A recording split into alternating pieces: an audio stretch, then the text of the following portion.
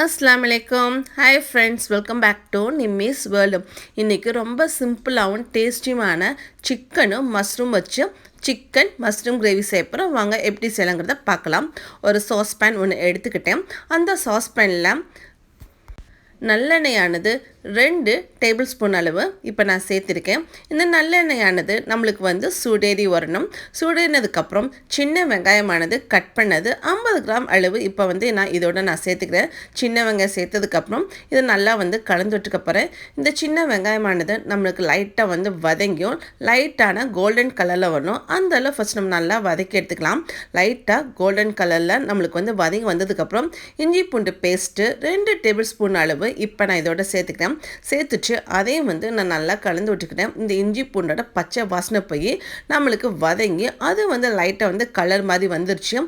Colour மாதிரி வந்ததுக்கப்புறம் அடுத்து தக்காளியானது 80 கிராம் அளவு, அதாவது மீடியம் சைஸ் தக்காளி ஒன்று இதோட சேர்த்துட்டு பச்சை மிளகாய் ஒன்று காரத்தந்தப்பிலே நீங்கள் சேர்த்துக்கலாம். அதையும் நறுக்கி அதையும் இப்போ இதோட சேர்த்துக்கிறேன். இதை நமக்கு லைட்டாக வதங்கி வந்தாலே போதும். லைட்டாக வதங்கி வந்துருச்சு. அடுத்து 1/4 டீஸ்பூன் அளவு மஞ்சள்தூள் இதோட சேர்த்துக்கிறேன்.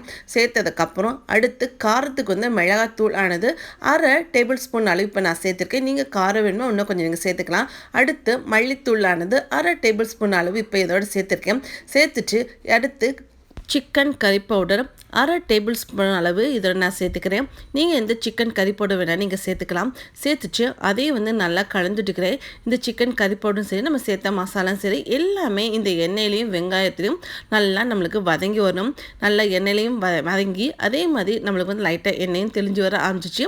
இப்போ போன்லெஸ் சிக்கன் ஆனது 200 கிராம் அளவு இப்போ நான் இதோட சேர்த்துக்கிறேன்.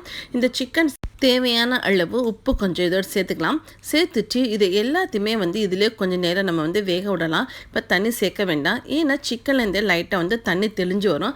அதனால் நம்ம நல்லா மிக்ஸ் பண்ணிட்டு இதில் வேக வச்சுக்கலாம். இப்போ லைட்டாக தண்ணியும் தெளிஞ்சு வர ஆரம்பிச்சிச்சு. அடுத்து மஷ்ரூம் ஆனது 150 கிராம் அளவு மஷ்ரூம் ஆனது இப்போ நான் இதோட சேர்த்துக்கிறேன். சேர்த்துட்டு அதை நான் நல்லா கலந்துட்டு போகிறேன். இந்த மஷ்ரூம் நம்ம நல்லா கலந்து விடும்போது கொஞ்ச நேரத்தில் இந்த மஷ்ரூம்லேருந்து தண்ணி தெளிஞ்சு வர ஆரம்பிக்கும். அதனால் நம்ம தண்ணி சேர்க்க வேண்டிய அவசியம் கிடையாது. இப்போ நம்மளுக்கு தண்ணியும் நல்லா தெளிஞ்சு வர ஆரம்பிச்சிச்சு. இந்த சமயத்தில் இடையில நம்ம 2-3 தடவை மிக்ஸ் பண்ணி விட்டுக்கணும்.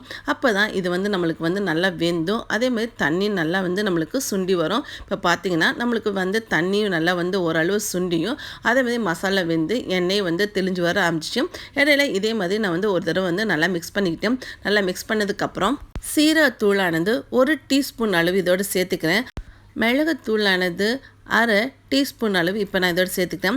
சேர்த்துட்டு இதை எல்லாத்தையும் நான் கலந்து வச்சுக்க போகிறேன். கடைசியாக தான் நம்ம இதை எல்லாத்தையும் சேர்க்கணும். முன்னாடி சேர்த்துட்டு அப்படின்னா நம்ம கசப்பு தன்மை கொடுக்கும். இப்போ எல்லாத்தையும் நல்லா கலந்து விட்டுட்டு இதை திரும்ப கொஞ்சம் நேரம் வேக விட்டதுக்கப்புறம் கொஞ்சோண்டு கொத்தமல்லி நான் சேர்க்குறேன். சேர்த்துட்டு அதையும் நல்லா கலந்து விட்டுக்கிறேன். இந்த கொள்ளையானது நல்லா வதங்கி இதில் நம்மளுக்கு நல்ல ஒரு ரிச்சான ஃப்ளேவர் கொடுக்கும். நல்லா கலந்ததுக்கப்புறம் நீங்கள் எடுத்து பார்த்தீங்க அப்படின்னா நம்மளுக்கு மஷ்ரூமும் சிக்கனும் செம்ம சூப்பராக வெந்து வந்துச்சு.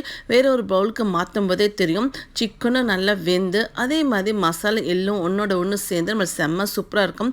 அவ்வளோதான், நம்மளுக்கு செம்ம சூப்பரான எம்மியான டேஸ்டியான டிஃப்ரெண்ட்டான ஸ்டைலில் மஷ்ரூம் கிரேவி ரெடி ஆச்சு. நீங்களும் இந்த ரெசிபி உங்களை ட்ரை பண்ணிட்டு எப்படி இருக்குன்னு சொல்லுங்கள். தேங்க்யூ.